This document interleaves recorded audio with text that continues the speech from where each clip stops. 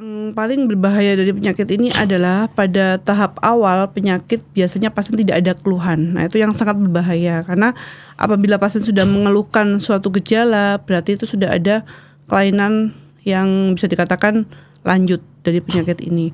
Jadi walaupun dia penyakit di mata, tapi penyebab utamanya adalah kelainan sistemik. Jadi percuma ya kita ngobatin matanya kalau penyebabnya nggak kita tangani dengan baik gitu. Kadang pasien banyak juga yang fokus ke matanya karena matanya udah nggak kelihatan, fokus ke mata tapi melupakan terapi dari penyakit penyebabnya. Itu sering sekali kita dapatkan seperti itu. Pentingnya screening di awal tuh jika ada kerusakan yang sudah lanjut atau secara organ dia sudah ada perubahan struktur retina. Biasanya walaupun dengan injeksi atau pengobatan bahkan sampai operasi vitrektomi itu pandangan jarang sekali yang bisa kembali 100%.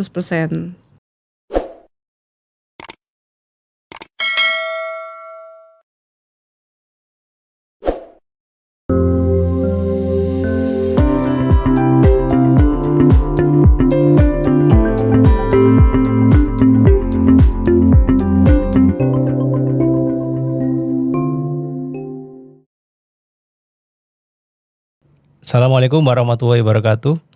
Jumpa lagi Sobat KMJ di podcast Mata Dok. Mari tanya dokter. Kita akan membahas suatu topik yang cukup menarik, yakni retinopati diabetik, di mana ini merupakan suatu penyebab kebutaan yang paling sering pada saat ini, terutama pada usia-usia produktif. Saya tidak sendiri, saya ditemani oleh Dr. Nora Kusuma Dahlia, spesialis mata. Kebetulan beliau juga mendalami tentang retina ngedok nih. Yeah. Siap. Jadi kita tanya-tanya sebentar dok ya. Ya untuk pertama dokter, jadi mungkin diterangkan dulu apa sih sebenarnya retinopati diabetik. Ya baik, terima kasih Dr. Azam. Jadi retinopati diabetik ini merupakan suatu penyakit yang menyerang di retina, yang penyebab utamanya adalah gula darah yang tinggi pada pasien diabetes. Jadi pada orang-orang dengan diabetes itu akan terjadi kerusakan mikrovaskular atau pembuluh darah kecil di seluruh tubuhnya, di mana bisa terdapat pada jantung, ginjal, saraf tepi maupun mata. Nah, pada mata sendiri spesifik kerusakannya pada retina. Makanya penyakitnya disebut retinopati diabetika. Seperti itu. Oke. Jadi memang pada saat ini dok, memang kalau dulu orang kena diabetes, gula darah itu usia-usia 40, 50 dan memang saat ini sudah menginjak 30-an, 20-an bahkan. Kenapa ya? Karena memang banyak makanan dan minuman yang gulanya tinggi seperti itu. Ya, jadi betul, kira-kira dokter, hubungan antara kadar gula tinggi sama kerusakan retina mata itu bagaimana ya? Ya, jadi memang dari penelitian-penelitian yang sudah ada hubungannya antara kadar gula darah yang tinggi dengan kerusakan pada retina. Padahal ini yang ditekankan bukan kadar gula darahnya. Yang ditekankan adalah kendali gula darah atau HbA1c-nya. Jadi dari penelitian HbA1c 7 itu merupakan batas dari kendali gula darah yang baik. Apabila HbA1c lebih dari 7, maka kerusakan akan terus terjadi pada organ-organ yang ditargetkan oleh diabetes mellitus. Selain itu juga tidak hanya kadar gula darah, lama dia menderita diabetes juga menentukan akan terjadi retinopati atau tidak pada pasien ini. Jadi pada kerusakan retina yang pertama adalah kadar HbA1c tadi, yang kedua adalah lama atau durasi dia menderita diabetes mellitus tadi. Seperti itu, dan ada juga penyakit-penyakit lain yang bisa memperparah kondisinya seperti hipertensi atau kolesterol. Jadi tidak semua ya orang dengan diabetes kena retinopati diabetik? Tidak, karena tadi ada faktor-faktor yang menentukan kerusakan retinanya seperti itu. Oke. Kira-kira mungkin dokter untuk gejala-gejala awal mungkin biar kita sama-sama aware dengan kondisi masing-masing ya. Kira-kira apa saja sih yang berkaitan dengan penyakit ini dok? Yang paling berbahaya dari penyakit ini adalah pada tahap awal penyakit biasanya pasien tidak ada keluhan. Nah, itu yang sangat berbahaya karena apabila pasien sudah mengeluhkan suatu gejala, berarti itu sudah ada kelainan yang bisa dikatakan lanjut dari penyakit ini.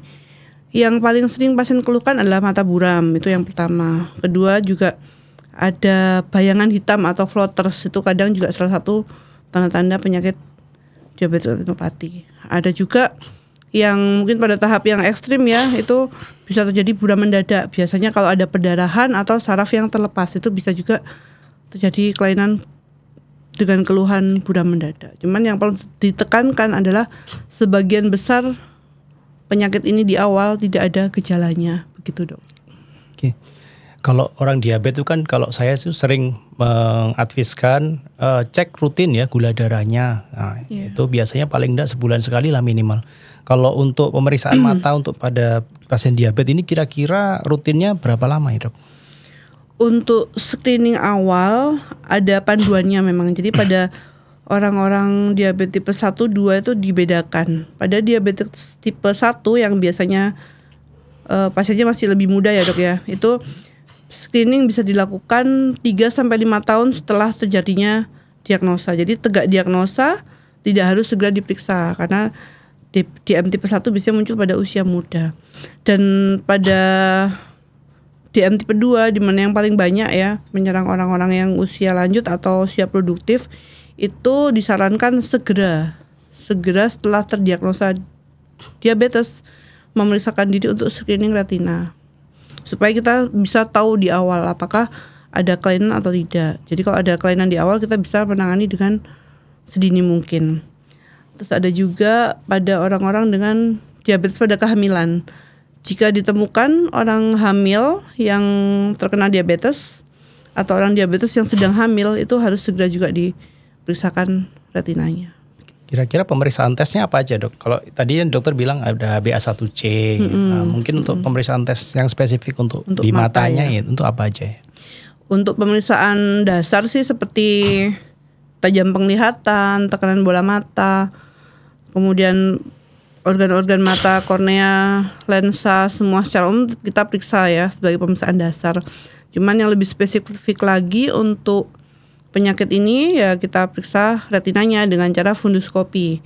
Itu adalah pemeriksaan standarnya. Jadi kita lihat retinanya mulai dari tengah sampai tepi apakah ada kerusakan-kerusakan yang mengarah ke diabetes retinopati.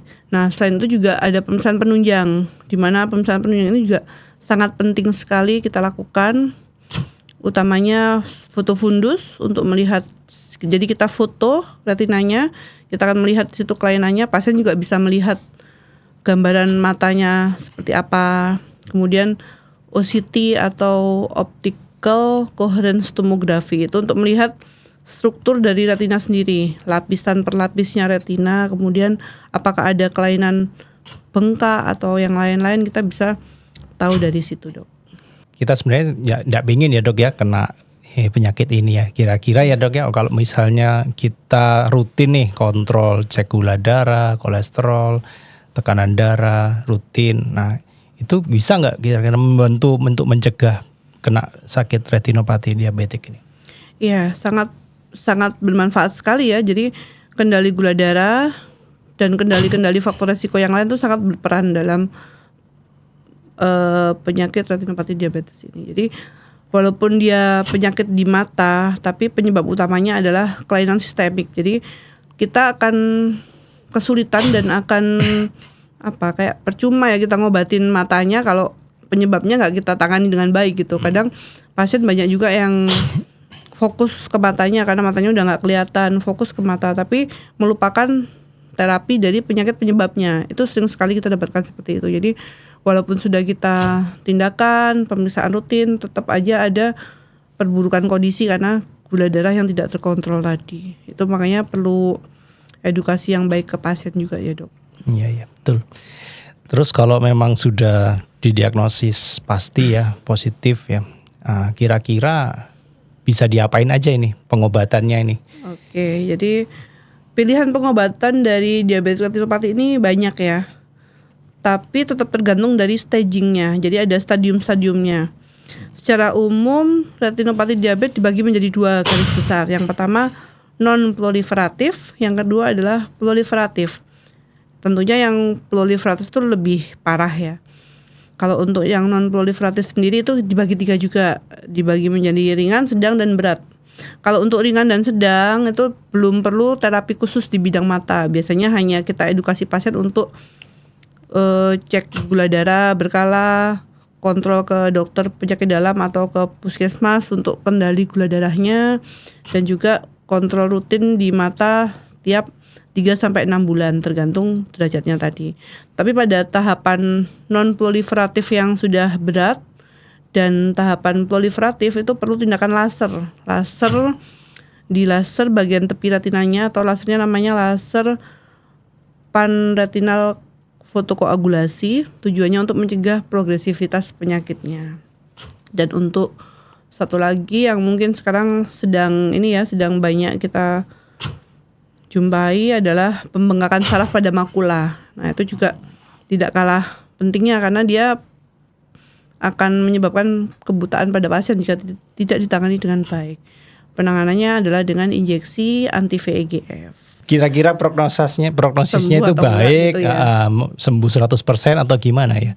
Iya, jadi pentingnya screening di awal tuh itu karena jika ada kerusakan yang sudah lanjut atau secara organ dia sudah ada perubahan struktur retina, biasanya walaupun dengan injeksi atau pengobatan bahkan sampai operasi vitrektomi itu pandangan jarang sekali yang bisa kembali 100%.